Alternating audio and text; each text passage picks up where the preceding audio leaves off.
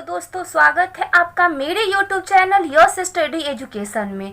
ये वीडियो विशेष रूप से स्टेट से संबंधित है। दोस्तों, आज मैं आप लोगों को क्लास 9 बिहार बोर्ड इकोनॉमिक्स का चैप्टर 1 के बारे में बताऊंगी, जिसे मैंने बहुत ही अच्छे तरीके से एक नोट्स बनाया है जो आप लोगों के लिए काफ़ी इम्पोर्टेंट है।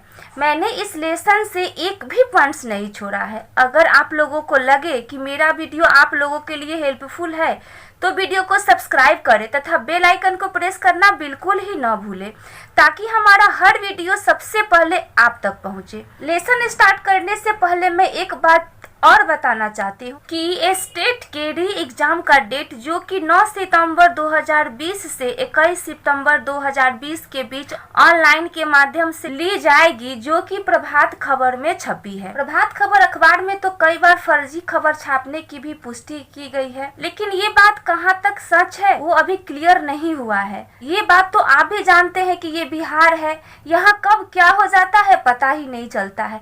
खैर, अगर एग्जाम लिया जाएगा तो आप लोग अपने अपने सब्जेक्ट का प्रिपरेशन करते रहिए। मेहनत तो कभी न कभी रंग लाती ही है। तो चलिए स्टार्ट करते हैं।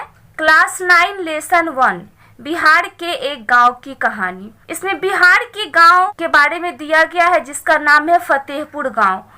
फर्स्ट पॉइंट है, इस गांव की मुख्य क्रिया खेती है और अन्य क्रियाओं के पशुपालन, मुर्गी पालन, डेयरी, दुकानदारी, परिवहन आदि सीमित स्तर पर की जाती है।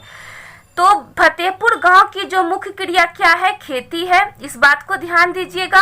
और अन्य क्रियाओं में क्या होता है, तो पशुपालन होता है, मुर्गी पालन होता है, डेयरी है, दुकानदारी है और परिवहन, ये सब सीमित स्तर पर की जाती है। इस बात को भी देखिए कि यहाँ पे जो भी पशुपालन, मुर्गी पालन, डेयरी, दुकानदारी, परिवहन, ये सभी सीमित स्तर तक की जाती है। और फतेहपुर गांव की जो मुख्य क्रिया है वो खेती है।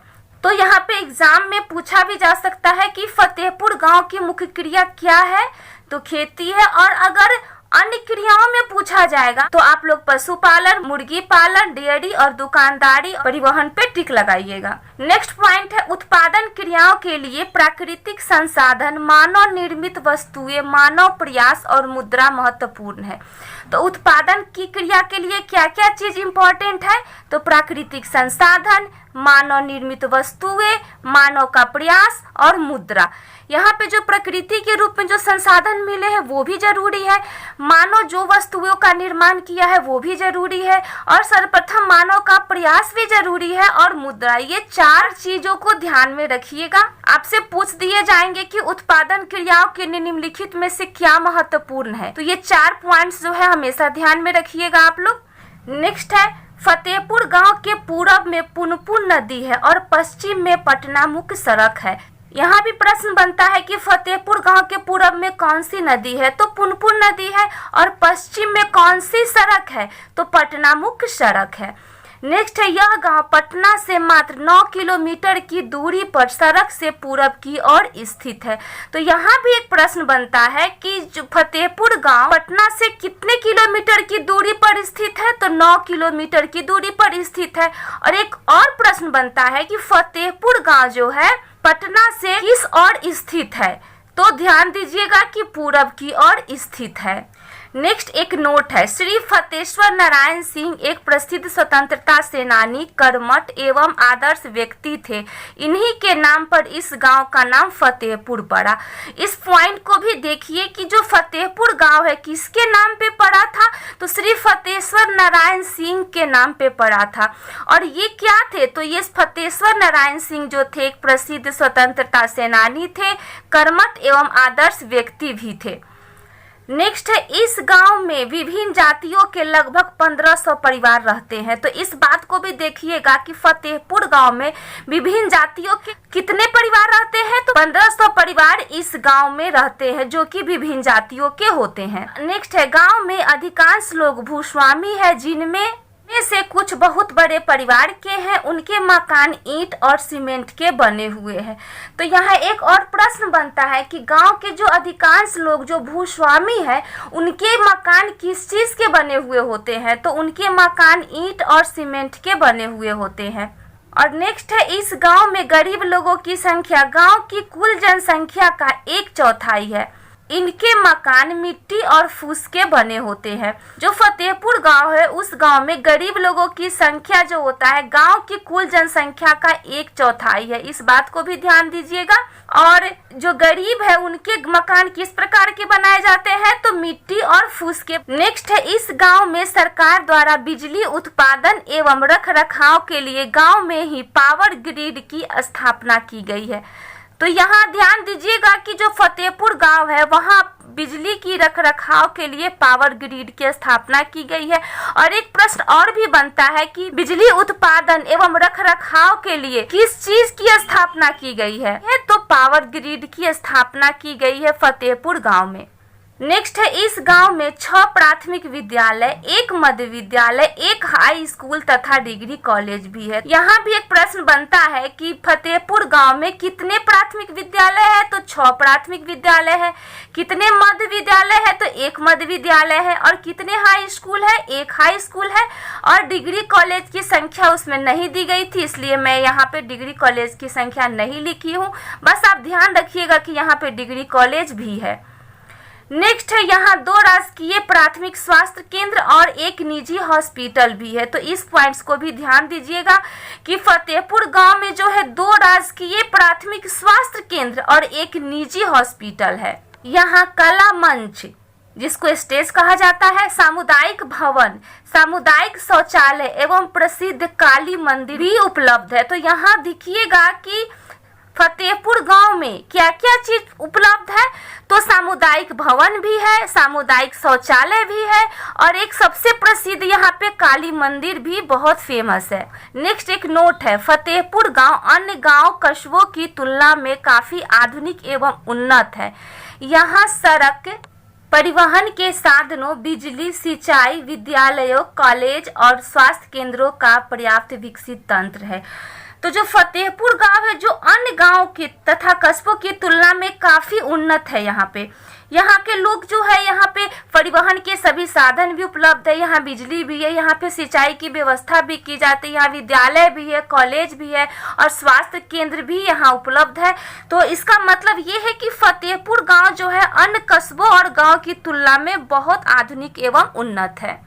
नेक्स्ट टॉपिक है गैर कृषि क्रियाएं। तो गैर कृषि क्रियाएं में क्या क्या चीज आते हैं, तो लघु विनिर्माण, परिवहन, पशुपालन, दुकानदारी और डेयरी। ये जो 5 पॉइंट को आप लोग याद कर जाइएगा। एग्जाम में आपसे पूछे जा सकते हैं कि इन निम्नलिखित में से कौन से गैर कृषि क्रियाएं नहीं है, और नहीं है में इन्हीं में से कोई 3 दिया जाएगा, अलग से कुछ एक और पॉइंट्स को इसमें रख दिया जाएगा।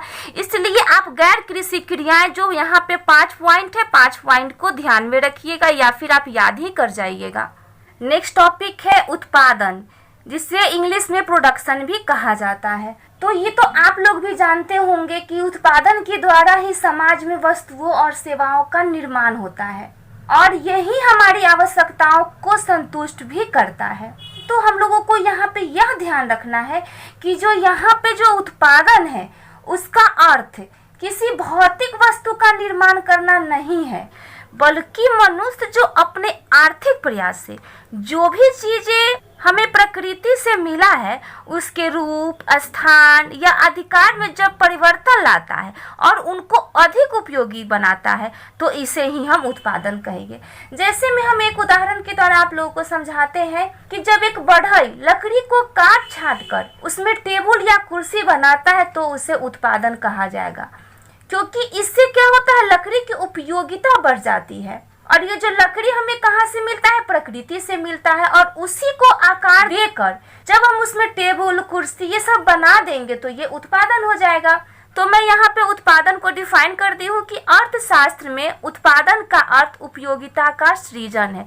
तो इस बात को भी ध्यान रखिएगा कि एग्जाम में पूछा जा सकता है कि अर्थशास्त्र में उत्पादन का अर्थ क्या होता है, तो यहाँ पे आंसर होगा उपयोगिता का सृजन। नेक्स्ट है उत्पादन के साधन। तो उत्पादन के 5 साधन होते हैं, भूमि, श्रम, पूंजी, व्यवस्था या संगठन, उद्यम या साहसी, यानी कि land, labour, capital, organisation and enterprise. तो ये 5 जो होते हैं ये उत्पादन के साधन होते हैं और इन्हीं 5 के द्वारा हम लोग उत्पादन करते हैं। इन 5 में से अगर कोई एक की कमी हो जाती है तो उत्पादन सही तरीके से नहीं होगा। एग्जाम में पूछा जा सकता है कि उत्पादन के कितने साधन होते हैं, कि उत्पादन के 5 साधन होते हैं। यहाँ पे उत्पादन के जो 5 साधन है उसमें फर्स्ट साधन जो है भूमि, जिसे इंग्लिश में लैंड बोलते हैं, उसका फर्स्ट पॉइंट है। साधारण अर्थ में भूमि का अर्थ जमीन की ऊपरी सतह से है, लेकिन अर्थशास्त्र में भूमि का मतलब प्रकृति प्रदत्त सारे मुफ्त उपहारों से है, जैसे पहाड़, जंगल, नदी, समुद्र, हवा, धूप, खनिज आदि। इस साधारण अर्थ में हम भूमि का मतलब निकाल लेते हैं कि जो जमीन का ऊपरी सतह है वो जमीन हुआ, लेकिन अर्थशास्त्र में भूमि का वो मतलब नहीं होता है। अर्थशास्त्र में भूमि का मतलब होता है कि जो भी प्रकृति से हमें उपहार के रूप में मिला है, और जैसे में पहाड़ को भी यहाँ पे अर्थशास्त्र में जमीन कहा जाता है, जंगल, नदी, समुद्र, हवा और धूप और खनिज। यहाँ पे मैं जितने भी एग्जाम्पल दी हूँ इस सारे एग्जाम्पल को ध्यान में रखिएगा, क्योंकि ये सारे एग्जाम्पल बुक का है और आपको एग्जाम में पूछे जा सकते हैं कि निम्नलिखित में से कौन से भूमि है।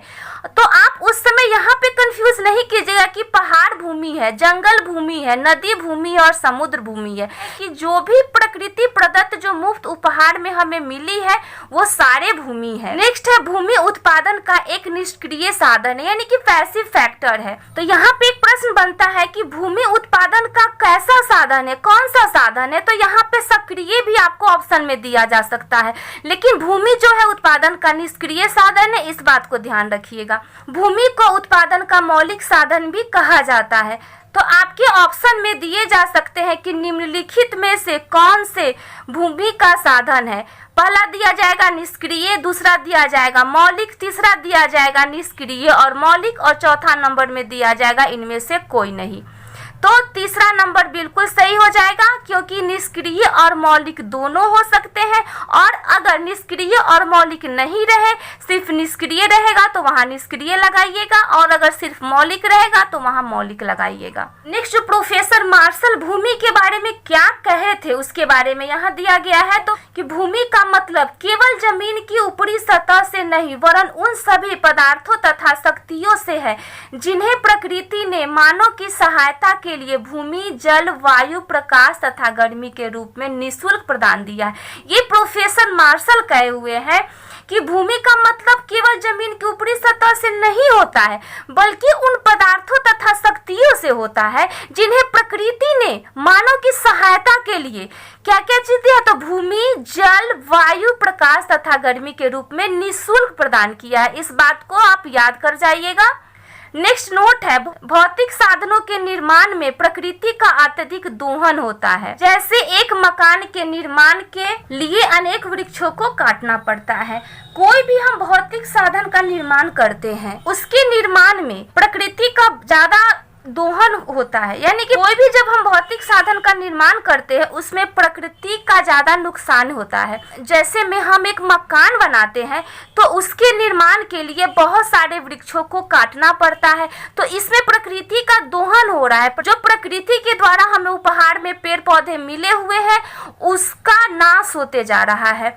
इसीलिए इस बात को ध्यान रखिएगा कि जो भौतिक साधन के निर्माण में प्रकृति का अत्यधिक दोहन होता है।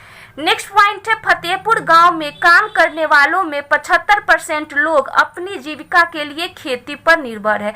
तो यहाँ भी एक प्रश्न बनता है कि फतेहपुर गांव में काम करने वालों में कितने % लोग अपनी जीविका के लिए खेती पर निर्भर करते हैं। तो 75% लोग जो है जीविका के लिए अपनी खेती पर निर्भर करते हैं। नेक्स्ट टॉपिक है खरीफ फसल। इस लेसन में खरीफ फसल और रबी फसल के बारे में दिया गया था, इसलिए मैंने इसे भी नोट कर दिया है। फर्स्ट पॉइंट है बरसात के मौसम को खरीफ फसल कहा जाता है। तो यहाँ पे एक प्रश्न बनता है कि बरसात के मौसम को कौन सा फसल कहा जाता है। तो ऑप्शन में आपको खरीफ फसल, रबी फसल भी दिए जा सकते हैं। तो यहाँ पे सही जवाब होगा खरीफ फसल। इन फसलों की खेती जुलाई से अक्टूबर तक की जाती है। तो यहाँ भी आप देखिए कि जो खरीफ फसल होती है उन फसलों की खेती जो होती है वो जुलाई से अक्टूबर तक होती है। नेक्स्ट है बिहार में खरीफ फसल के अंतर्गत किसान मुख्यतः धान एवं हरी सब्जियां उगाते हैं। ये जो भी बातें इस लेसन में किया जा रहा है सभी बिहार से ही संबंधित है। तो बिहार के बारे में ही कहा जा रहा है। तो बिहार में खरीफ फसल के अंतर्गत किसान क्या क्या चीज उगाते हैं, तो सबसे ज्यादा खरीफ फसल के अंतर्गत वो धान एवं हरी सब्जियां उगाते हैं। नेक्स्ट पॉइंट है रबी फसल। फर्स्ट पॉइंट है जाड़े के मौसम को रबी फसल कहा जाता है। वहां पे था कि बरसात के मौसम को खरीफ फसल कहा जाता है, लेकिन जाड़े के मौसम को रबी फसल कहा जाता है। नेक्स्ट है इन फसलों की खेती नवंबर से फरवरी तक की जाती है। तो खरीफ फसल की जो खेती है वो जुलाई से अक्टूबर तक होती है, लेकिन रबी फसल की जो खेती होती है वो नवंबर से फरवरी तक होती है। इसको भी ध्यान में रखेंगे आप लोग। नेक्स्ट है रबी फसल के अंतर्गत प्रायः गेहूं, दलहन, तिलहन एवं आलू की खेती की जाती है। तो यहाँ पे 4 अनाज के नाम दिए गए हैं। आते तो बहुत सारे हैं खरीफ फसल और रबी फसल में, लेकिन बिहार में ज्यादातर गेहूं, दलहन, तिलहन एवं आलू की ही खेती की जाती है, इसीलिए इन चारों अनाजों को आप अपने ध्यान में रखिएगा। नेक्स्ट टॉपिक है हेक्टेयर। हेक्टेयर क्या होता है, तो भूमि मापने की मानक इकाई को हेक्टेयर कहते हैं। प्रश्न पूछा जा सकता है कि भूमि मापने की मानक इकाई को क्या कहते हैं, तो हेक्टेयर। सेकेंड पॉइंट है 1 हेक्टेयर 100 मीटर की भुजा वाले वर्ग के क्षेत्रफल के बराबर होता है। तो 1 हेक्टेयर कितने मीटर के भुजा वाले वर्ग के क्षेत्रफल के बराबर होता है, तो 100 मीटर भुजा वाले वर्ग के क्षेत्रफल के बराबर होता है। नेक्स्ट है गांव में भूमि का माप एकड़, बीघा, कट्ठा और धूर जैसे क्षेत्रीय इकाइयों में भी किया जाता है। तो हेक्टेयर से तो होता ही है, लेकिन भूमि का जो माप होता है एकड़, बीघा, कट्ठा और धूर, ये 4 चीजों को आप लोग ध्यान में रखिएगा कि भूमि की माप के लिए गांव में एकड़, बीघा, कट्ठा और धूर का भी उपयोग किया जाता है। नेक्स्ट टॉपिक है भारत में सिंचाई। तो इस लेसन में भारत में सिंचाई किस प्रकार होती है उसके बारे में दिया गया था, तो मैं इसे भी नोट डाउन कर दी हूँ। मैं एक पॉइंट भी इस लेसन से नहीं छोड़ी हूँ। इसका फर्स्ट पॉइंट है यहाँ सभी गांवों में उच्च स्तर की सिंचाई व्यवस्था नहीं है। तो भारत के जो भी गांव है तो सभी गांवों में उच्च स्तर की सिंचाई की व्यवस्था नहीं है। सेकेंड है यहाँ नदीय मैदानों के अतिरिक्त तटीय क्षेत्रों में अच्छी सिंचाई होती है। तो जो भारत में नदी मैदानों के अतिरिक्त कहाँ पे अच्छा सिंचाई होता है, तो तटीय क्षेत्रों में यहाँ पे अच्छा सिंचाई होता है।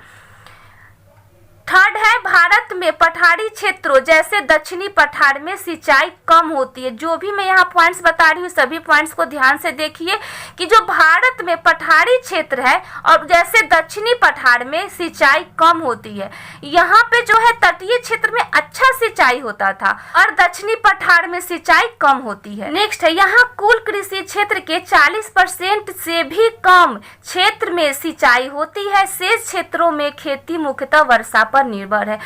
यहाँ पे एक प्रश्न बनता है कि भारत में कुल कृषि क्षेत्र का कितने % भाग में सिंचाई होती है, तो सिर्फ 40% से भी कम भाग में सिंचाई होती है और जो भी बाकी बच गया 61% भी रहेगा तो 61% लोग जो है मुख्यतः वर्षा पर निर्भर है और 60 भी रहेगा वो भी सही है। तो यहाँ सिर्फ आपको देखना है कि 40% से कम सिंचाई पे निर्भर है, लेकिन जो 60 या 61% लोग यहाँ पे वर्षा पर निर्भर है। नेक्स्ट है बहुविध फसल प्रणाली, मल्टीपल क्रॉपिंग सिस्टम। तो बहुविध फसल प्रणाली क्या होती है, एक वर्ष में किसी भूमि पर एक से ज्यादा फसल पैदा करने को बहुविध फसल प्रणाली कहते हैं। ये जो भी बातें यहाँ पे हो रही है ये सभी बातें बिहार के फतेहपुर गांव की ही चर्चा की जा रही है कि फतेहपुर गांव में बहुविध फसल प्रणाली के द्वारा खेती की जाती है। इसका मतलब है कि भूमि का कोई भी एक टुकड़ा में उपज बढ़ाने की सबसे अच्छा तरीका है। इस प्रणाली के द्वारा ज्यादा उपज बढ़ाया जाता है। नेक्स्ट पॉइंट है यह प्रणाली भूमि के किसी एक टुकड़े में उपज बढ़ाने की सबसे सामान्य प्रणाली है। तो यहाँ पे मैं आसान तरीका से इसे लिख दी हूँ ताकि आप लोगों को समझने में ये दिक्कत नहीं होगी कि बहुविध फसल प्रणाली क्या होती है। नेक्स्ट है इसके अंतर्गत सभी किसान कम से कम 2 मुख्य फसलों का उत्पादन करते हैं। तो जो ये बहुविध फसल प्रणाली है इसके द्वारा कम से कम वो 2 मुख्य फसलों का उत्पादन करते हैं और बहुत सारे ऐसे किसान भी हैं जो वो तीसरी फसल के रूप में आलू एवं हरी सब्जियों का भी उत्पादन करने लगे हैं। तो बहुविध फसल प्रणाली के द्वारा कम से कम 2 या 3 भी, क्योंकि अब 3 भी होने लगी है तो यहाँ पे 3 भी हो सकता है कि 2 या 3 फसलों का उत्पादन करते हैं। बुक में सिर्फ 2 ही दिया हुआ था। नेक्स्ट एक नोट है, फतेहपुर के किसान बहुविध फसल प्रणाली को अपनाते हैं। इस पॉइंट को भी देखिए, क्योंकि मैं आपको पहले ही बताई थी कि इस लेसन में जो भी बातें होगी वो बिहार से संबंधित तथा फतेहपुर गांव से ही संबंधित है। हम लोग प्रोडक्शन के 5 फैक्टर में सबसे पहले अभी हम लोग लैंड पे थे, अब हम लोग लेबर पे आते हैं। श्रम के बिना किसी प्रकार का उत्पादन संभव नहीं होता है। इसका फर्स्ट पॉइंट है, श्रम को उत्पादन का सक्रिय साधन कहा जाता है। वहां पे भूमि था, यानी कि लैंड को उत्पादन का निष्क्रिय साधन कहा जाता है, लेकिन यहाँ पे श्रम को उत्पादन का सक्रिय साधन कहा जाता है। नेक्स्ट है, श्रम उत्पादन का दूसरा महत्वपूर्ण साधन है, क्योंकि बिना श्रम का उत्पादन के बारे में लोग सोच ही नहीं सकता। नेक्स्ट है, श्रम 2 प्रकार के होते हैं, पहला शारीरिक श्रम और दूसरा मानसिक श्रम। तो श्रम को ध्यान रखिए कि 2 प्रकार के श्रम होते हैं, एक शारीरिक श्रम होता है और दूसरा मानसिक श्रम। खेती करने के लिए जो छोटा किसान होता है वो अपने परिवार के साथ अपने खेतों में स्वयं काम करते हैं। इस तरह वो खेती के लिए आवश्यक श्रम की व्यवस्था वो स्वयं ही करते हैं। लेकिन जो मझोले और बड़े किसान होते हैं वे अपने खेतों में काम करने के लिए दूसरे श्रमिकों को मजदूरी पर लाते हैं। नेक्स्ट, प्रोफेसर मार्शल श्रम के बारे में क्या बोले थे वो यहाँ पे लिखा हुआ है। तो श्रम का मतलब मनुष्य के आर्थिक कार्य से है, चाहे वह हाथ से किया जाए या मस्तिष्क से। तो ये किसने कहा था? तो ये प्रोफेसर मार्शल ने कहा था। इस बात को ध्यान रखिएगा कि श्रम का मतलब मनुष्य के आर्थिक कार्य से है, चाहे वह हाथ से किया जाए या मस्तिष्क से। नेक्स्ट पॉइंट है, उत्पादन में शारीरिक श्रम तथा मानसिक श्रम दोनों का उपयोग किया जाता है। तो यहाँ प्रश्न बनता है कि उत्पादन में किस प्रकार के श्रम का उपयोग किया जाता है? तो उत्पादन में शारीरिक श्रम तथा मानसिक श्रम दोनों प्रकार के श्रम का प्रयोग किया जाता है। नेक्स्ट जो एक पॉइंट है वो है मजदूरी, जिसको इंग्लिश में वेजेस कहा जाता है। तो वेजेस क्या होता है? तो राष्ट्रीय आय का वह हिस्सा जो श्रमिकों को उनके परिश्रम के लिए दिया जाता है उन्हें वेज कहा जाता है, या श्रम के प्रयोग के लिए दी गई कीमत मजदूरी कहलाती है। इस बात को तो आप लोग भी समझते होंगे। जैसे आपके यहाँ घर बन रहा है और उसमें कोई लेबर काम करने आया और उस काम के बदले में आप उन्हें अगर मजदूरी देंगे, वही जो परिश्रम के बदले में जो श्रमिकों को दिया जाता है वही वेज कहलाता है। फैक्टर्स ऑफ प्रोडक्शन में हम लोग सबसे पहले लैंड देखे, उसके बाद लेबर देखे। अब हम लोग तीसरे नंबर में पूंजी पे आते हैं, जिसको कैपिटल कहा जाता है, जिसका फर्स्ट पॉइंट है धन का वह अंश जिसका प्रयोग पुनः उत्पादन के लिए किया जाता है उसे पूंजी कहते हैं। जैसे साधारण बोलचाल की भाषा में हम लोग पूंजी का मतलब रुपए पैसे से लगाते हैं, लेकिन अर्थशास्त्र में पूंजी शब्द का प्रयोग अलग ही हो जाता है। अर्थशास्त्र में पूंजी का मतलब होता है कि मनुष्य द्वारा उत्पादित धन का वह भाग होता है जिसका प्रयोग अधिक धन के उत्पादन के लिए किया जाता है। जैसे बीज हो गया, कच्चा माल हो गया, मशीन हो गया, कारखाने हो गया, मकान हो गया, ये सभी पूंजी के अंतर्गत आते हैं। जैसे में अगर कोई बिजनेस करता है किसी चीज का, और वो जिस चीज का भी बिजनेस करता है वो अपने दुकान में वो सारे सामान को रखता है, तो जो वो सारा सामान हो गया वही उसका कैपिटल हो गया, यानी पूंजी हो गया। जो इम्पोर्टेंट पॉइंट था उस पॉइंट्स को मैं यहाँ पे लिख दी हूँ। नेक्स्ट है, अर्थशास्त्र में पूंजी का मतलब मनुष्य द्वारा उत्पादित धन के उस भाग से है जिसका प्रयोग अधिक धन के उत्पादन के लिए किया जाता है। इस पॉइंट को तो मैं समझा दी हूँ। नेक्स्ट है, पूंजी के अंतर्गत बीज, कच्चा माल, मशीन, कारखाने, मकान आदि आते हैं। तो आप लोगों के एग्जाम में पूछा जा सकता है कि निम्नलिखित में से कौन सा पूंजी है? तो बीज, कच्चा माल, मशीन और कारखाने और मकान, ये जो 5 चीजें हैं, 5 चीजों को आप लोग ध्यान में रखिएगा, क्योंकि बीज, कच्चा माल, मशीन, कारखाना, मकान ये सभी पूंजी है। बीज हम खरीद के लाते हैं और उसे जमीन में छिड़क कर और फसल के रूप में पैदा करते हैं, फिर उसको अगले साल हम उसका यूज करते हैं, तो ये हमारी पूंजी हो गई, क्योंकि बार बार हम उसका यूज कर रहे हैं। नेक्स्ट पॉइंट है, पूंजी उत्पादन का प्रमुख साधन है, पूंजी उत्पादन का निष्क्रिय साधन। ये जो 2 पॉइंट है, दोनों पॉइंट को आप याद रखिएगा कि पूंजी जो है उत्पादन का प्रमुख साधन है और पूंजी उत्पादन का निष्क्रिय साधन है। हम लोगों ने जब लैंड के बारे में पढ़ा तो लैंड के बारे में भी हम लोग देखे थे कि लैंड जो था वो भी उत्पादन का निष्क्रिय साधन था। यहाँ पे कैपिटल भी उत्पादन का निष्क्रिय साधन है। तो आप 2 चीज को ध्यान में रखिएगा, जो हमारे उत्पादन के 5 साधन है उसमें लैंड और कैपिटल ये दोनों निष्क्रिय साधन है, और बाकी के जो 3 बच गए संगठन, श्रम और साहस, ये तीनों जो है वो सक्रिय साधन है। और यहाँ पे पूंजी उत्पादन का प्रमुख साधन क्यों है कि पूंजी के अंतर्गत मुद्रा और वस्तुओं का भंडार होता है और जिसका प्रयोग हम लोग उत्पादन के लिए करते हैं। इसीलिए उत्पादन के साधन में पूंजी की एक अहम भूमिका होती है, क्योंकि बिना पूंजी के किसी भी वस्तुओं और सेवाओं का उत्पादन कर पाना संभव ही नहीं है। जैसे खेती के आधुनिक तरीकों के लिए बहुत अधिक पूंजी की भी आवश्यकता होती है। अब जो है ज्यादा टेक्निकल चीजों का प्रयोग होने लगा है, तो जिसके कारण किसानों को पहले की अपेक्षा ज्यादा पैसा भी चाहिए। अब इसके पूंजी के बारे में प्रोफेसर मार्शल ने क्या कहा था वो भी यहाँ पे दिया हुआ है। तो प्रकृति की निःशुल्क देन को छोड़कर वह सब संपत्ति जिससे आय प्राप्त होता है पूंजी कहलाती है। जो प्रोफेसर मार्शल पूंजी के बारे में कहे थे कि जो भी प्रकृति से हमें निःशुल्क के रूप में मिला है वो सभी चीजों को छोड़कर वह सब संपत्ति जिससे इनकम होता है वही पूंजी कहलाती है। अब 4th नंबर में है संगठन। उत्पादन के 5 साधन में हम लोग 3 को पढ़ चुके हैं और 4th है संगठन, और इंग्लिश में ऑर्गेनाइजेशन कहा जाता है। इसका फर्स्ट पॉइंट है व्यवस्था या संगठन उत्पादन का महत्वपूर्ण एवं सक्रिय साधन है। तो उत्पादन का महत्वपूर्ण एवं सक्रिय साधन क्या है? तो संगठन है। भूमि, श्रम और पूंजी तो उत्पादन के साधन है, लेकिन उत्पादन के लिए आवश्यकता यह है कि उन्हें एकत्रित कर उत्पादन कार्य में लगाया जाए। और लेकिन ये सब काम कौन करता है? तो ये सभी काम जो होता है वो व्यवस्थापक और संगठनकर्ता करता है। इसीलिए व्यवस्था और संगठन जो है वो उत्पादन का एक महत्वपूर्ण साधन है। अभी के समय में जो उत्पादन कार्य में जो व्यवस्था और संगठन का महत्व और भी बढ़ गया है, क्योंकि जब कम पूंजी रहती है तो उस समय उत्पादन के साधन को सही तरीके से उपयोग करने की जरूरत होती है, ताकि जो भी हमारा सीमित उत्पादन हुआ है उसका सही तरीके से प्रयोग किया जा सके। जितना ही अच्छा उद्यमी होगा उतना ही व्यवस्था या संगठन जो होगा वो चुस्त होगा। इसीलिए संगठन को उत्पादन का सक्रिय साधन माना गया है।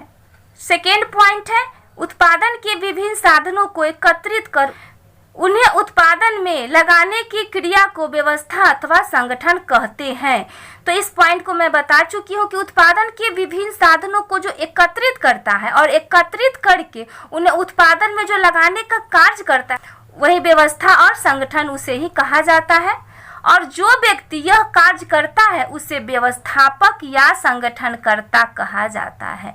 कोई ना कोई व्यक्ति जो है व्यवस्था तो करेगा ही किसी चीज का, इसीलिए उसी व्यक्ति को व्यवस्थापक और संगठनकर्ता भी कहा जाता है। अब हम लोग उत्पादन के साधन का 5वां जो फैक्टर है उस पे आते हैं, साहस या उद्यमी, जिसको इंग्लिश में इंटरप्राइजेस कहा जाता है। तो इसका फर्स्ट पॉइंट है उत्पादन में जोखिम उठाने के कार्य को साहस करते हैं, क्योंकि कोई ना कोई ऐसा व्यक्ति तो होगा जो उत्पादन के लिए जोखिम उठाएगा, क्योंकि उत्पादन में लाभ और हानि दोनों होती है, जिसके कारण उसे जोखिम उठाना पड़ता है, उसे ही साहस कहा जाता है। तथा जो व्यक्ति इस जोखिम को उठाता है उसे साहसी या उद्यमी कहा जाता है। इस पॉइंट को आप याद रखिएगा। साहस उत्पादन का सक्रिय साधन है। तो आपको मैं पहले ही बता दी थी कि सक्रिय साधन में 3 आता है, संगठन, श्रम और साहस। और निष्क्रिय साधन में भूमि एवं पूंजी आता है। मैं इसको फिर रिपीट करती हूँ ताकि आप लोगों को क्लियर हो जाए और आप लोग कंफ्यूज न करें। यदि उत्पादन के फलस्वरूप साहसी को लगातार घाटा हो और अगर ऐसी अवस्था में साहसी का साहस टूट जाता है तो उत्पादन क्या होगा? पूरी तरह ठप हो जाएगा। इसलिए साहसी जो है उत्पादन प्रक्रिया के पूर्व यह सोच लेता है कि हमें अंतिम क्षण तक उत्पादन को चालू रखना है। हम लोगों ने उत्पादन के 5 साधन को देख लिया है। अब हम लोग नेक्स्ट चलते हैं, उत्पादन तथा उपयोगिता सृजन करने के कौन कौन से तरीके होते हैं उसके बारे में बुक में दिया गया था। इसको पूरा डिटेल्स में नहीं दिया गया था, बस उसको सृजन करने के तरीके जो 6 है वही दिया गया था। मैंने भी यहाँ वो 6 तरीके को लिख दिया है। हो सकता है आप लोगों के एग्जाम में इससे कोई प्रश्न पूछा भी जा सकता है। उत्पादन और उपयोगिता सृजन करने के कौन कौन से तरीके होते हैं? तो फर्स्ट है रूप उपयोगिता, सेकेंड है स्थान उपयोगिता, थर्ड है समय उपयोगिता, फोर्थ है स्वामित्व उपयोगिता, 5 है सेवा उपयोगिता और 6 है ज्ञान उपयोगिता। तो ये जो 6 पॉइंट है, 6 पॉइंट को आप लोग ध्यान में रखिएगा। वस्तुओं और सेवाओं का वर्गीकरण। तो वस्तुओं और सेवाओं को 2 वर्गों में विभाजित किया गया है। पहला है उपभोग की वस्तुएं जिसको कंज्यूमर गुड्स कहा जाता है, और दूसरा है उत्पादक वस्तुएं जिसे प्रोड्यूसर गुड्स कहा जाता है। तो सबसे पहले हम लोग ये जानते हैं कि उपभोग होता क्या है। तो उपभोग एक जरिया है जिसके द्वारा व्यक्ति अपनी संतुष्टि के लिए सेवाओं का या अन्य पदार्थों का उपयोग करता है। यानी कि अर्थशास्त्र में उपभोग का अर्थ उस क्रिया से लिया जाता है जिसमें उपभोक्ता को किसी आवश्यकता विशेष की प्रत्यक्ष संतुष्टि होती है। जो भी वो उपयोग करता है उससे उसे संतुष्टि मिले, वही उपभोग हो जाता है। यहाँ पे उपभोग वस्तुएं और उत्पादक वस्तुएं ये दोनों से एग्जाम में प्रश्न पूछे जा सकते हैं। फर्स्ट नंबर उपभोग की वस्तुएं। उपभोग की वस्तुएं वे हैं जिनका प्रत्यक्ष रूप से मानवीय आवश्यकताओं की संतुष्टि के लिए उपयोग किया जाता है, जैसे भोजन, वस्त्र, मकान, पुस्तक, कलम, रेडियो आदि। कहने का मतलब यह है कि जो भी उपभोग की वस्तुएं होती हैं उसका मनुष्य जो है प्रत्यक्ष रूप से अपनी संतुष्टि के लिए उपयोग करता है। जैसे भोजन का हम लोग अपनी संतुष्टि के लिए उपयोग करते हैं, वस्त्र का भी हम लोग अपनी संतुष्टि के लिए उपयोग करते हैं, मकान का भी हम लोग अपनी संतुष्टि के लिए, अपने रहने के लिए उपयोग करते हैं, पुस्तक का पढ़ने के लिए उपयोग करते हैं, कलम का लिखने के लिए प्रयोग करते हैं, समाचार सुनने के लिए रेडियो का यूज करते हैं, और भी बहुत चीजें हम लोग रेडियो के थ्रू जानते हैं। तो ये सभी चीजें जो होती है, ये सभी वस्तुएं जो होती है, मनुष्य जो है अपनी आवश्यकताओं की संतुष्टि के लिए करता है। तो ये उपभोग की वस्तुएं जो होती है वो 2 प्रकार की होती है। पहला जो है एकल प्रयोग की या गैर टिकाऊ वस्तुएं, इंग्लिश में इसको सिंगल यूज्ड और नॉन ड्यूरेबल गुड्स भी कहा जाता है। और सेकेंड नंबर है टिकाऊ वस्तुएं जिसको ड्यूरेबल गुड्स भी कहा जाता है। तो गैर टिकाऊ वस्तुएं को एकल प्रयोग की वस्तुएं भी कहा जाता है। तो एग्जाम में पूछा जा सकता है कि गैर टिकाऊ की वस्तुएं को निम्नलिखित में से क्या कहा जा सकता है। तो एकल प्रयोग रहेगा और 3 कुछ और दे देगा।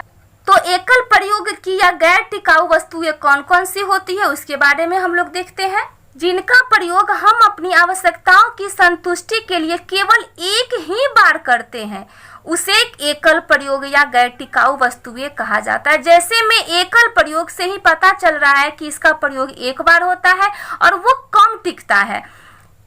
तो मनुष्य अपनी आवश्यकताओं की संतुष्टि के लिए एकल प्रयोग का मात्र एक ही बार यूज करता है। जैसे में खाद्य एवं पेय पदार्थ हो गया। तो आप लोग के एग्जाम में पूछा जा सकता है कि निम्नलिखित में से गैर टिकाऊ वस्तुएं कौन सी है। खाद्य एवं पेय पदार्थ, मकान, साइकिल, टेलीविजन। तो आप लोग का सही जवाब क्या होगा? खाद्य एवं पेय पदार्थ। नेक्स्ट है टिकाऊ वस्तुएं। तो टिकाऊ वस्तुएं किसे कहते हैं? जिनका प्रयोग हम अपनी आवश्यकताओं की संतुष्टि के लिए कई बार करते हैं, जैसे मकान, साइकिल, टेलीविजन, घड़ी आदि। तो मकान का उपयोग भी हम तो उसमें हम लोग कई पीढ़ी तक मकान में रहते हैं। साइकिल भी अगर एक बार खरीदा जाता है तो उसका हम लोग बार बार यूज करते हैं। टेलीविजन का भी वही बात है और घड़ी का भी वही बात है।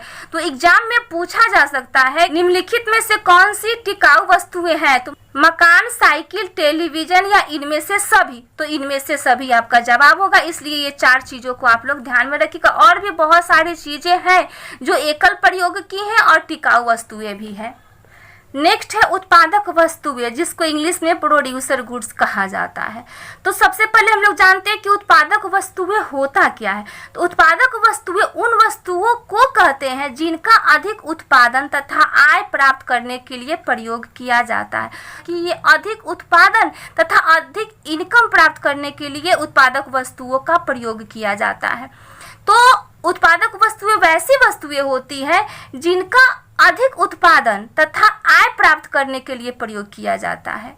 तो इस पॉइंट को ध्यान में रखिएगा। ऐसा भी प्रश्न पूछा जा सकता है कि जिनका अधिक उत्पादन तथा आय प्राप्त करने के लिए प्रयोग किया जाता है उसे क्या कहते हैं?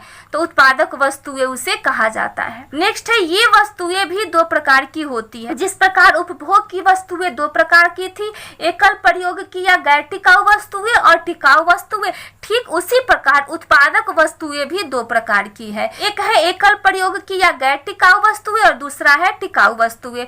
तो मैंने यहाँ पे उसका डिफाइन नहीं लिखा है, मैं यहाँ पे सिर्फ उसका एग्जाम्पल लिख दी हूँ। इस चीज को आप लोग देख लीजिएगा कि जो एकल प्रयोग की जो उत्पादक वस्तुएं होती हैं उसमें कच्चा माल, खाद और बीज आता है, क्योंकि इसका हम लोग एक ही बार यूज करते, खाद का भी एक ही बार यूज करते हैं और बीज का भी एक ही बार यूज करते हैं। और नेक्स्ट जो है टिकाऊ वस्तुएं में आ जाता है मशीन, जिसको एक बार हम खरीद लेते हैं और बार बार उसका यूज करते हैं।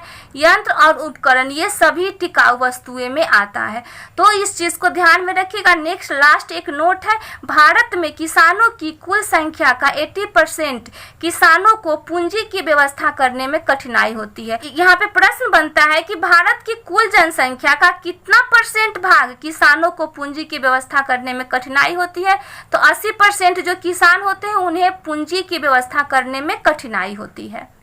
तब तक के लिए इतना ही। अगर आप लोगों को हमारा वीडियो अच्छा लगा हो तो लाइक, शेयर और कमेंट करना बिल्कुल ही ना भूलें। अगर आप कुछ कहना चाहते हैं या कुछ बताना चाहते हैं या कुछ पूछना चाहते हैं तो प्लीज कमेंट बॉक्स में ही कमेंट करें।